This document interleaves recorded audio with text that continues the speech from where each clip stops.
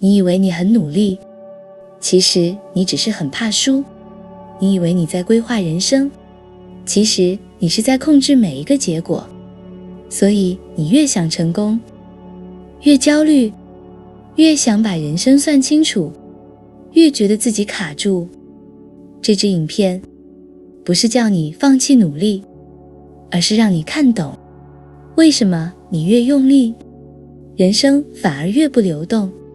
那最终就要创造无业之地，就是没有业力的环境。无业之地不是没有行动，而是在行动中没有造业者，在行动中没有造梦者，叫无业之地。佛陀就是这个概念。当我们在行动的时候，没有我要怎样，或是我希望结果是怎样，如果你没有这种的定义，或是你没有这种需求，那行动就会变成纯粹的流动，因为它没有目的了，它没有一个你投射的目的了。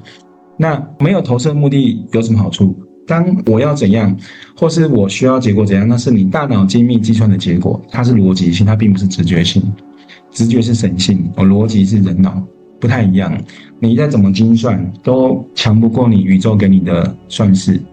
你的宇宙需要你成功，需要你赚大钱，有千百万种方法让你赚大钱，但是你的大脑大概只能够想到10几20种，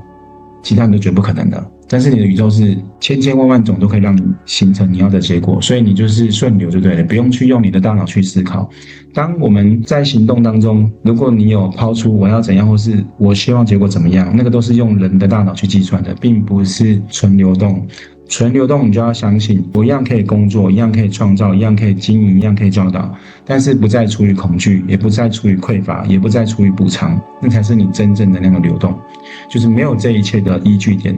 没有因为恐惧害怕不能够得到这个结果，没有因为匮乏而需要去追求，没有因为需要补偿而需要能够被弥补。当你没有这一些的一切的样态，那个才叫真正的自然，才叫真正的流动，那才是我们真正的现象。就是像花开的时候，它没有要取悦谁，它就花开了。那真我在哪里？真我不会避开这个世间，但也不会进入这个世间。入世就是入戏的，避世就是这些都跟我无关，好像就是八竿子打不到我。真我只是临在，就是纯粹的存在。我们一样会到市场上买东西啊，买菜啊，然后在混乱中一样可以保持宁静，因为我知道就是混乱只是爱还没被看见的样子，所以看你怎么去解释它。你也可以把混乱看成就是一种混乱或是一种杂乱，但是你也可以把混乱跟杂乱看成它只是还没被看见的爱的样子，都是你的解释。就是真我是不避世也不入世，它只是纯粹的临在，我们就要做到临在的概念，因为临在才是能量的最大的体现。临在或者是你的真我，就是醒觉觉察，才是你一切最高的维度。当你能够用你的觉察点去觉察，你就可以超脱很多的练习，超脱很多的修炼，包括超脱很多的挖掘，真的包括超脱很多的疗愈，你就纯粹的觉察就好了。那怎么样能够跟那些还在造梦的人相处？比如说你醒觉了，那你周围的人可能还在梦境中，还在成为那个造梦者，不需要去唤醒他们，不需要，你只需要成为那个清醒的本源就可以了。当你去唤醒，就代表你相信那个梦是真的，你才去唤醒它。可是当你不需要唤醒，你就是纯粹成为那个清醒的样态，他们自然就会被你的清醒样态而看见那个清醒的样态。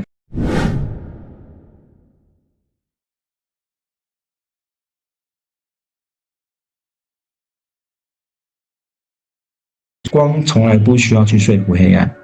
光只需要照亮。那你是临在的本体，也就是最大的教导，就是最大的示范。你是纯粹的成为那个清醒的本源，不断的去照亮发光就可以了。因为光不需要去说服黑暗，你的临在的本身就是最大的示范。那无业之地，力量不再来自于控制，它是寂寞。寂寞不是安静，寂寞就是无需说服，也无需辩解，无需争取的这样的平静。你不需要再透过外力去说服、去辩解、去争取，都不需要了。它只是纯粹的存在而已，它是一个纯然的存在。当我们没有所求的时候，宇宙才会全部的为你开始运作。当你有所求的时候，因为那个所求都是经过你大脑的计算，你的宇宙会使不上力。你的宇宙可能用更好的方法要让你成为你最好的一个结果，但是因为你可能有你的想法的介入，你可能就会舍弃你宇宙给你的资源，你就认为这是你旧有的习惯或曾经的这些想法，不管是你的族群意识，还是你的祖先，还是你的谁谁谁给你的这些想法，它就是会形成一种意识，轮回到你这类似，然后你就会形成这种累积的这种族群意识，然后你用你的大脑想象这样才是安全的，或这样才能够前进，那你就会舍弃宇宙给你资源。所以当你无所求的时候，你就没有再用你的大脑去编列下一步的时候，你就是纯粹的相信它已经完成，你所有的东西都是设定到已经完成，